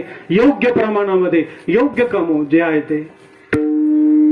बापूंनी एकदा म्हटले होते, दिवसभर दुकानदार दुकानामध्ये बसून योग्य किमतीला जर त्यांनी तो माल दिला, योग्य प्रमाणात जो नफा तो त्यांनी कमवला पाहिजे. सकाळपासून संध्याकाळपर्यंत बसणारा हा सावकार दुकानात बसला तरी सुद्धा योग्य रीतीने जर व्यापार केला, तर हा त्याचा व्यापार नसून तो सत्संग आहे. हे मोठ्यांची वाक्य आहे, तो त्याचा सत्संग आहे. जर अधर्माने लूट चाललेली असेल, तर त्यासाठी या इथे ते जागा मिळायची नाही. कोणत्याही या नरकात त्याला जागा भेटायची नाही. अधर्माला इथे वाहू नाही. आज तर लोकांना फसवून दुसऱ्याकडून पैसे उकळणं हा तर पुरुषार्थ समजला जातो तरुण मुलांमध्ये. हा पुरुषार्थ असं त्यांना वाटतं. आम्ही त्यांना फसवलं, त्यांच्याकडून एवढे पैसे उकळले, त्यांच्याकडून पैसे उकळले, त्यांनी तुला दिले, पण तुला मात्र नरकामध्ये गेल्याशिवाय पर्याय नाही, हे लक्षात ठेव. तेव्हा मात्र भोगताना फार वाईट वाटणार. जो भोग जीवनामध्ये आला, ज्या घटना जीवनामध्ये आल्या, त्या कर्मामधल्या आहेत आणि त्याला आपण तोंड द्यायचं आहे. महाराज तुकाराम महाराज म्हणतात, करावे ते मनी समाधान. कसला खेद करण्याचं कारणच नाही काही. म्हणून मनी मानो नये खेदू. काय दुःख करायचं कारण आहे? वाईट कर्म करताना जर लाज वाटली नाही, तर भोगताना सुद्धा लाज वाटण्याचं काही कारण नाही. मग करावे ते मनी समाधान. मनात समाधान म्हणायचं आणि भगवंताच्या भजनाला लागायचं. आपणच करून ठेवू. ठेवलेलं आहे, मग काय लाज वाटायचं कारण? आपणच कर्म करून ठेवलंय तर लाज वाटायचं काय कारण? मनोनी मनी मानो नये खेदू, म्हणावा गोविंदू वेळोवेळा. मग गोविंदाचं भजन अखंड करावं, रात्रंदिवस त्या भगवंताचं नामस्मरण आपण करावं. तुकाराम महाराजांनी अनेक प्रमाण आहेत, काटात लय जवळ डोळे घ्या, शब्द आहे 11ला संपवतो. अनेक प्रमाण, एक प्रमाण देतो आणि पुढे जातो. लागोनिया पाया विनवितो तुम्हाला. तुकाराम महाराजांनी म्हटलं की लागून या पाया विनवितो तुम्हाला. करटाळी बोला मुखी नाम, आम्ही एक गावे विठोबाचे नाम अनेकाचे काम. आणि किती प्रमाण नामाचं महत्व सांगणारी. हरिपाठात तर म्हटलं हरिमुखी, हरिमुखे म्हणा, हरिमुखे म्हणा पुण्याची गणना कोण करी. जर भगवंताचं नामस्मरण घेतलं तर ती पुण्याची गणना सुद्धा होणार नाही, तुम्ही करत राहा. म्हणून या मनी मानो नये खेदू, म्हणावा गोविंदू वेळोवेळा. जर गोविंदाचं ध्यान केलं, अनेक दुसरे मजन याता नेमिले या चित्ता पासून या पांडुरंग ध्यानी. पांडुरंग ध्यानी पांडुरंग मनी, पांडुरंग ध्यानी पांडुरंग मनी. जागृती सोपनी पांडुरंग, जागृती सोपनी पांडुरंग. पांडुरंग ध्यानी पांडुरंग मनी. हे भगवंताचं नामस्मरण आपण जर केलं तर खरंच खऱ्या अर्थाने ह्याच्यामध्ये सार्थकता आहे. पण काय होतं बरं नेमकं, हे कर्म करत असताना आपण कर्म तर करत नाही, म्हणजे कर्म करतो, कर्म करून ठेवलेला आहे. जर जीवनामध्ये काही वाईट घडलं त्याचा आरोप आपण दुसऱ्यावर केल्याशिवाय राहत नाही. ही गोष्ट अभंगाच्या 3ऱ्या चरणाला. आणि कारुसावे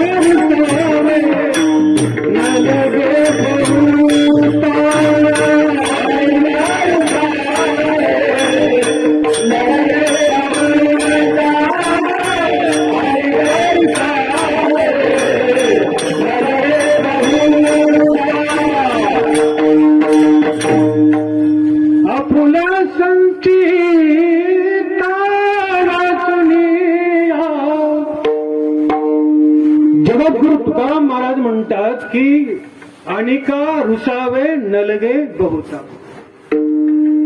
आपण काही गोष्टी घडल्या की त्याचा आरोप दुसऱ्यावर करत असतो.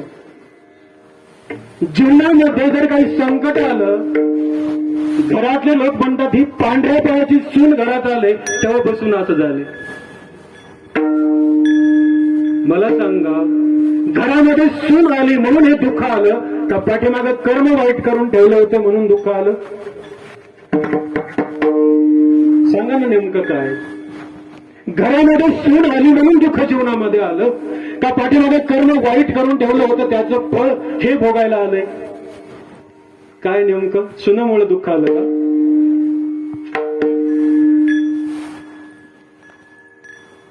माता भगिनींना हात जोडून विनंती आहे, कोणावर आरोप करायचा नाही.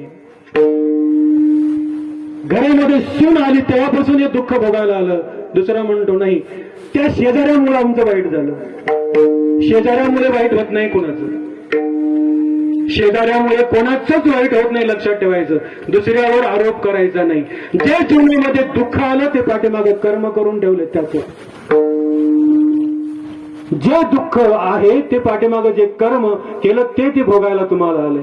न कोणता शेजारी दुःख देत तुम्हाला, न कोणती सून तुम्हाला दुःख देत. बरेच लोक म्हणतात, म्हटले महाराज ती गाडी घेतली तेव्हापासून आनंद झालाय.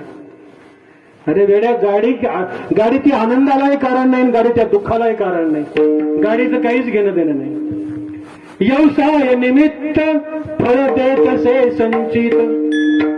व्यवसायाचं हे निमित्त असतं, फळ ते संचित तुम्हाला देतो. काहीच बिघडत नाही. कोणीच तुम्हाला न शेजाऱ्यामुळे दुःख येत, न सुनामुळे दुःख येत, न एखाद्या माणसामुळे. एखाद्या गावामध्ये निपुत्रिक मनुष्य असेल, लोक म्हणतात त्याचं तोंड पाहिलं काम होत नाही. त्याचं तोंड पाहण्याचा आणि काम होण्याचा अर्थार्थी काही संबंध नाही. संबंध आहे तुमचा पाठीमागच्या कर्माशी. बऱ्याच लोकांना असं वाटतं, म्हटले तुमच्या घरासमोर पिंपळाचं झाड, त्याच्यामुळे तुमच्या घरात दुःख येतं. घराच्या समोर जर पिंपळाचं झाड आहे की म्हणे घरामध्ये मग दुःख येतं. बरोबर आहे. घरामध्ये वडाचं झाड असेल, म्हटले वडाचं झाड तुमच्या घरामध्ये आहे ना, म्हटले आहे. बरोबर म्हटले, त्याच्यामुळे अनेक दुःख तुमच्या घरामध्ये येतात. अरे त्या झाडाचा आणि त्या दुःखाचा अर्थार्थी काही संबंध नाही. संबंध आहे तो कर्माशी. शास्त्रावर विश्वास ठेवा. जो संबंध आहे तो तुमच्या कर्माशी संबंध आहे. न त्या झाडाशी संबंध आहे, न शेजाऱ्याशी संबंध आहे, न सुनेशी संबंध आहे, न आई वडिलाशी संबंध आहे. बरेच लोक नाव ठेवतात, या आई वडिलांनी घरात आमच्या फार वाटोळ करून ठेवलं. आई वडील वाटोळ करत नाहीत कोणाचं. जर करतील तर तुमच्या हिताचाच विचार करतील ते आई वडील, तुमचं काही ते वाटोळ करणार नाही. लक्षात ठेवा. आई वडील तुमच्या हिताचाच विचार करतील, भलं त्यांचं काही जरी झालं तरी. आम्हीच दुसऱ्यावर आरोप करत असतो की म्हणे की त्यामुळे झालं.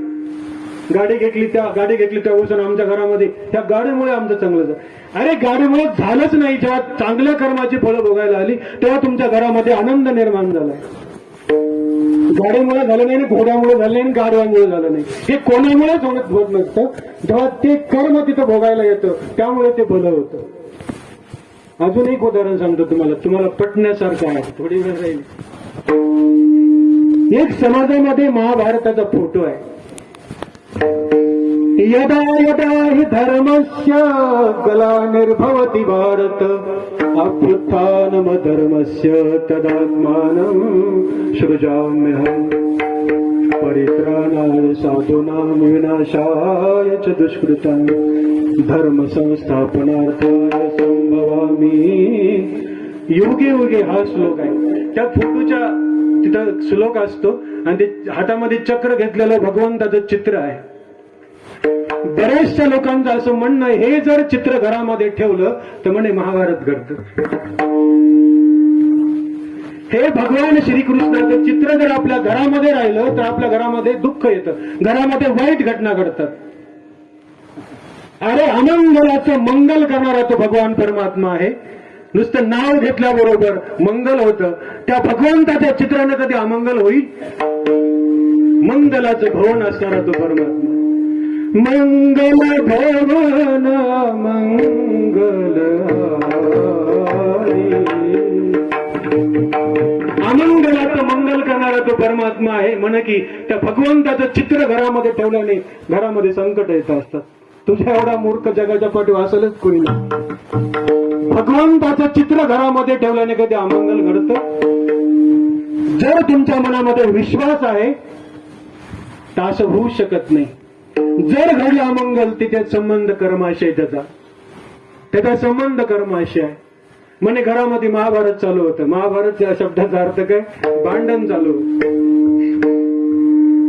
जर महाभारताचं चित्र जर घरामध्ये ठेवलं की म्हणे महाभारत चालू होतं. आता तुम्हाला डोळेसपणे सांगा, हो किंवा नाही. घरामध्ये पती पत्नीचं भांडण होऊ नये, ईश्वर करो. तुमच्यामध्ये काही भांडण होऊ नये. आणि जर भांडण झालं त्या भांडणाला कारण तुमच्या दोघांची वृत्ती आहे का भगवंताचं चित्र आहे? जरा डोळेसपणे उत्तर द्या त्याचं. जर पती पत्नीमध्ये भांडण झालं, या भांडणाला कारण भगवंताचं चित्र कारण आहे का तुमच्या नवरा बायकोची वृत्ती कारण आहे त्याला? तुम्ही काहीच बोलू नका, काहीच बोलू नका. आपली पद्धतच ती आहे, गप्प बसायचं, हलायचंच नाही, बोलायचंच नाही काही.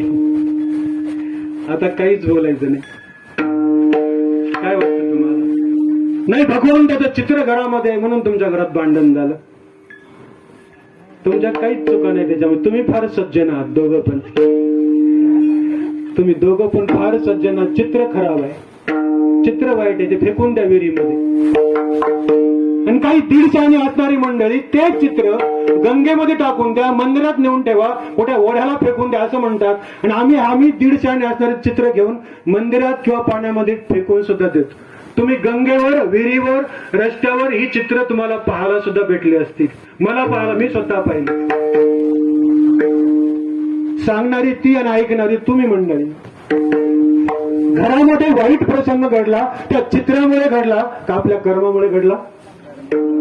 कर्मामुळे घडला, आपल्या वाईट क्रियेमुळे घडला, आपल्या वाईट वृत्तीमुळे ती घटना घडली. आणि त्याचा आरोप मात्र आपण भगवंताच्या चित्रावर लावून देतो. भगवंताचा स्वभाव सांगू तुम्हाला या श्रीमद भागवतामध्ये. अहो बकियं स्तनकालकोटं. ऐका, श्लोक फार सुंदर आहे.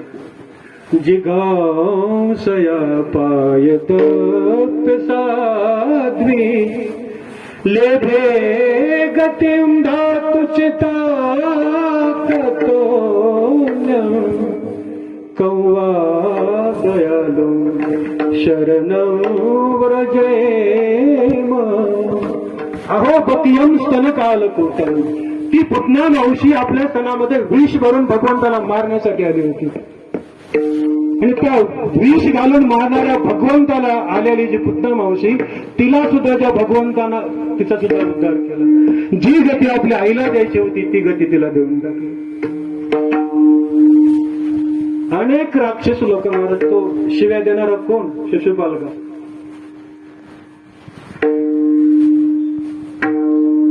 199 शिव्या ऐकून ज्या भगवंताने घेतल्या, आपल्याला एक शिवी सहन होईना. एक शिवी दिली तर आपण त्याला 10 शिव्या देऊन मोकळं होतो.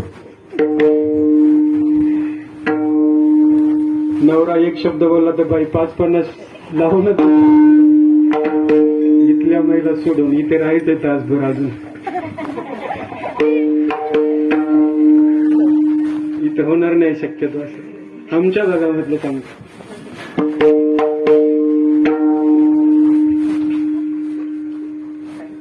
करुणेचा सागर असणारा भगवान परमात्मा तो कोणाचं वाईट करेल का हो?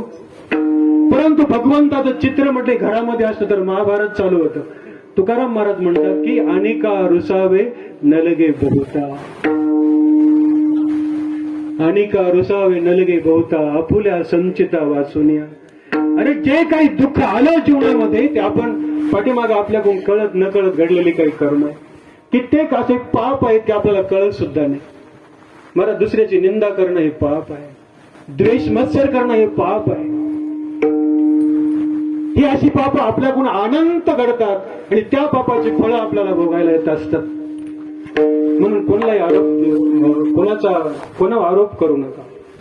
न कोणतीही सून ही पांढऱ्या पायाची सून नसून ती एक तुमच्या घरातली लक्ष्मी आहे. या भावनेनं जर तुम्ही तिला सांभाळलं तर घरात घर नाही मंदिर बनल त्याचं. आता आम्ही तिथं टोचत बसतो त्या सुनेला मागं लागतीच्या. मग त्या सुनाची सत्ता आलं की ती सासूच्या मागं लागते. मग सासू वृद्धाश्रमाकडे. हे ठरलेलंच असतं. आम्ही काही काळ सासूची सत्ता म्हणून तिनं सुनेला सारखं टोचत राहायचं. सुनाची सत्ता आली की तिनं पुन्हा सासूला सारखं टोचत राहायचं. ही एवं परंपरा प्राप्त. ही अशी परंपरा आलेली आहे. त्याच्यामुळे वाईट झालं आणि याच्यामुळे वाईट झालं. दुसरा दुकानदार म्हणतो त्यांनी चालू केल्यामुळे माझं दुकान बंद पडलं, त्यांच्यामुळे माझं बंद पडलं, याच्यामुळे माझं वाईट झालं, त्यांनी माझं वाईट केलं, यांनी माझं वाईट केलं. भगवंताच्या या सृष्टीमध्ये कोणीच कोणाचं वाईट करत नाही. जे वाईट होतं ते आपल्या कर्मामुळे वाईट होतं हे लक्षात ठेवा. म्हणून महाराज म्हणतात अनिका रुसावे नलगे बहुता आपुल्या संचिता वाचुनिया. आपलं जे संचित आहे त्याशिवाय दुसरा काही पर्याय नाही त्याला. आपल्या त्या संचितामध्ये भोग आहे, तो आपला भोग आपल्याला तो भोगायचा आहे. आणि खरंच हसत मनाने आपण आलं जीवनामध्ये संकट, जाऊ द्या, आपण कळत न कळत आपल्या जीवनामध्ये घडलेलं एक कर्म आहे, आपण ते भोगलं पाहिजे. पण भोगत असताना भगवंताचं नाम स्मरण करत जर भोगलं तर निश्चितच ते लवकर संपल्याशिवाय राहणार नाही, किंवा ते दुःख सुद्धा तुम्हाला ते दुःख वाटणार नाही. भगवंताचं गुणगान गात गात जर भोगलं आपण तर दुःख सुद्धा तुम्हाला दुःख वाटायचं नाही. आणि जर डोक्यामध्ये एकच वेळा असेल तर तुम्हाला सुख सुद्धा सुख वाटायचं नाही. हे मानण्यावरच अवलंबून आहे. म्हणून महाराज म्हणतात, अनिका रुसावे नलगे बहुता आपुल्या संचिता वासुनिया मनोनी मनी मानू नये खेदू मनावा गोविंदो वेळोवेळा तुका मने भार घातल्यावरी होईल कैवारी नारायण मनोनी मनी मानू नये खेदू. तुकाराम महाराज म्हणतात, भगवंताच्या चरणावर भार घालायचा आहे. जे जीवनामध्ये आपल्या कर्म असेल ते भगवंताला अर्पण करून टाका. एक अभंग सांगतो नाथबाबांचा, आवडीने भावे हरिनाम घेसी तुझी चिंता त्यासी सर्व आहे नको खेद करू कोणत्या गोष्टीचा पती लक्ष्मीचा जाणत असे. अरे सकळ जीवांचा करीतो सांभाळ. एकदा विश्वास कर भगवंतावर, साधू संतावर विश्वास कर. तुकाराम महाराज, ज्ञानराज माऊली, नामदेव महाराज, बाळूमामा असतील, संतावर विश्वास कर. सकळ जीवांचा करीतो सांभाळ. तुझं मोकली नाहीशे नाही, काय तुझं संरक्षण करणार नाही तो. विश्वास कर देवावर. किंवा अजून एक श्लोक सांगितला, श्लोक सांगतो पुरावा. उद्यम साहसम धैर्य बुद्धिशक्ती पराक्रम षडते यत्र वर्तन्ते तत्र देव सहाय्यकृत. उद्यम, साहस, धैर्य, बुद्धी, शक्ती आणि पराक्रम जर या गोष्टी आमच्याकडे असतील तर निश्चित देव त्या व्यक्तीला सहाय्य केल्याशिवाय राहणार नाही. अंगात तशी ताकद असावी लागते. जीवनामध्ये पैसा हा प्रारब्धामध्ये नसतो. पैसा हे प्रयत्नाच्या बळावर तो खेचून ती संपत्ती आपल्याकडे आणावी लागत असते. प्रत्येक गोष्टीचं प्रारब्ध नसतं, प्रारब्ध बनवावं लागत असतं. जीवन हे घडवावं लागत असतं, हे प्रारब्धामध्ये नसतं. काही मृदंग येणं हे काय प्रारब्धामध्ये नसतं. गायन करणं हे काय प्रारब्धामध्ये नसतं. धन संपत्ती हे काय प्रारब्धाचा खेळ नाही. हा बऱ्याच प्रमाणामध्ये पुरुषार्थाचा खेळ आहे. पुरुषार्थाच्या बळावर ही संपत्ती खेचून आपल्याकडे आणावी लागते. बरोबर मिळू शकते. तुम्ही प्रयत्न करून बघा, झोपून राहायचं, उठायचंच नाही. दहावीचे सर्व विषय गेलेला मुलगा झोपड्यामध्ये झोपला होता, एकही विषय निघाला नाही. दहावीचा एकही विषय निघाला नाही. झोपड्यामध्ये झोपलेला मुलगा, वाकळ पांघरून झोपलेला, तेही झोपड्यामध्ये तुटक्या बाजूवर. आणि स्वप्न काय बघतो आहे, MBBS झालेल्या मुलीबरोबर माझं लग्न झालं.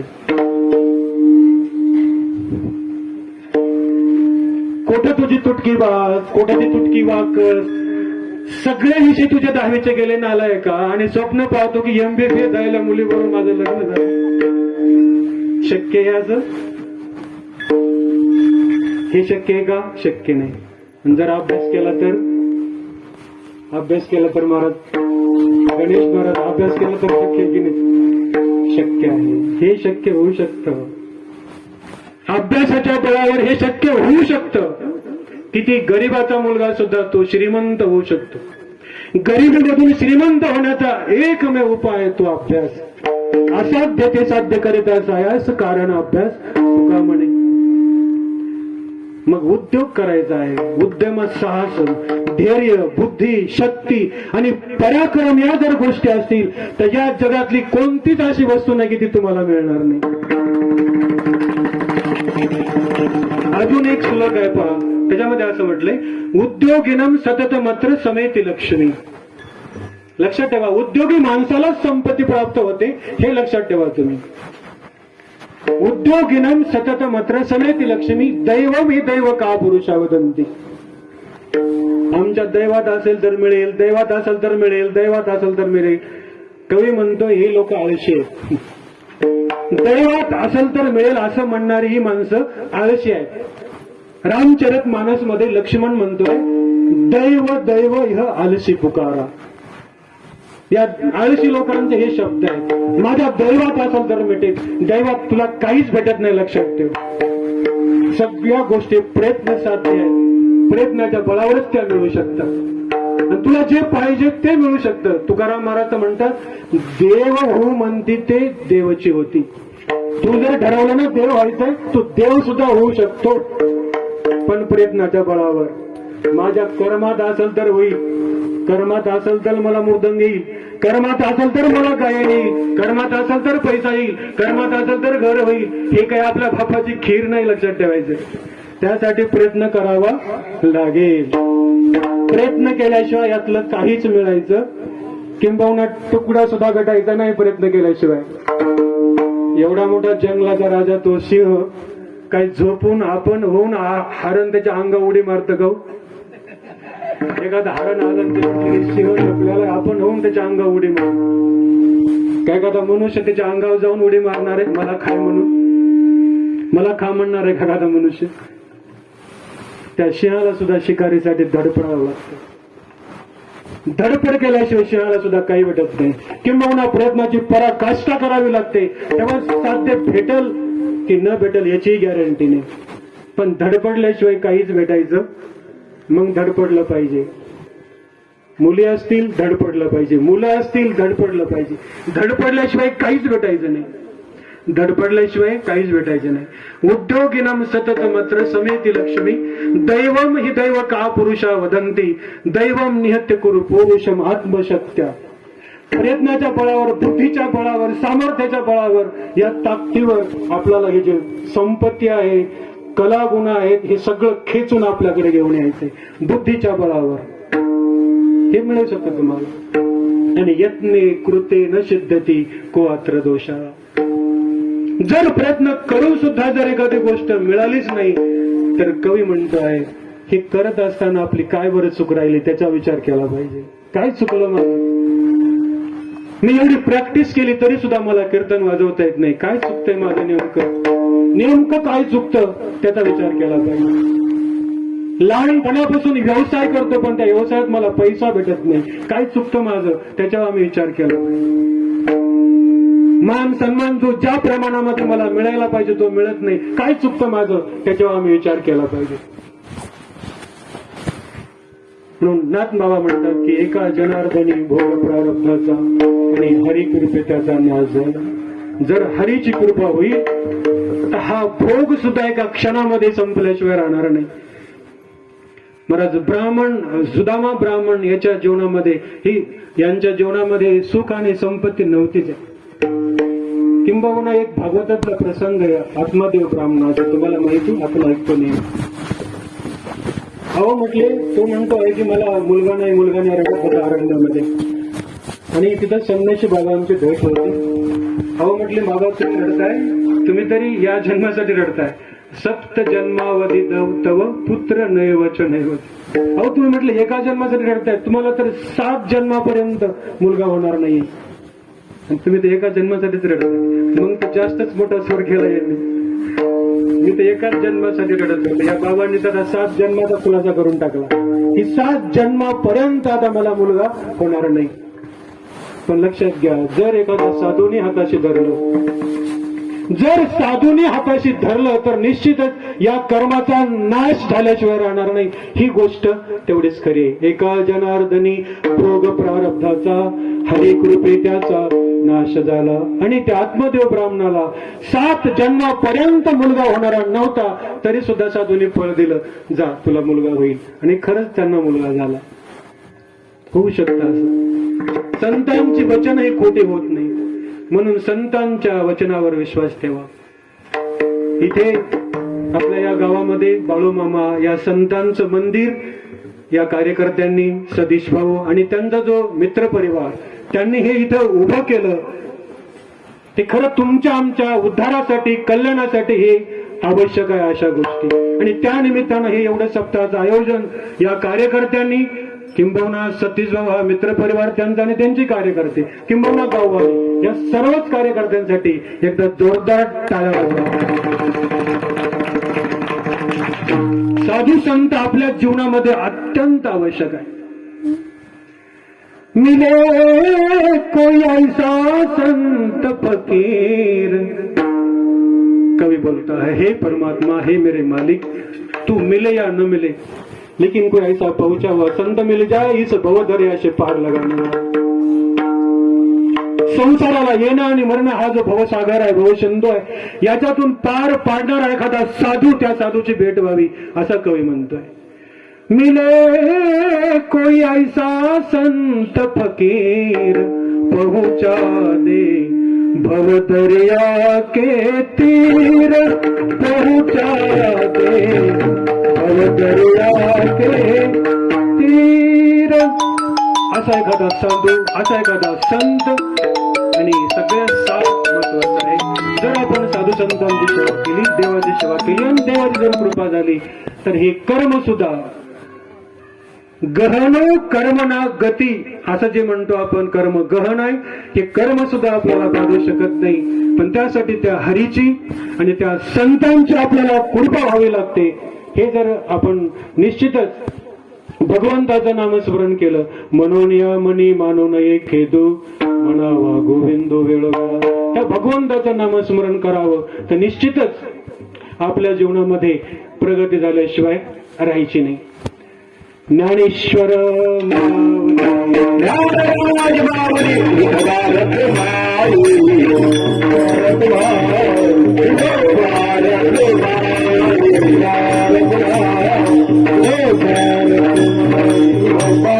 Bye.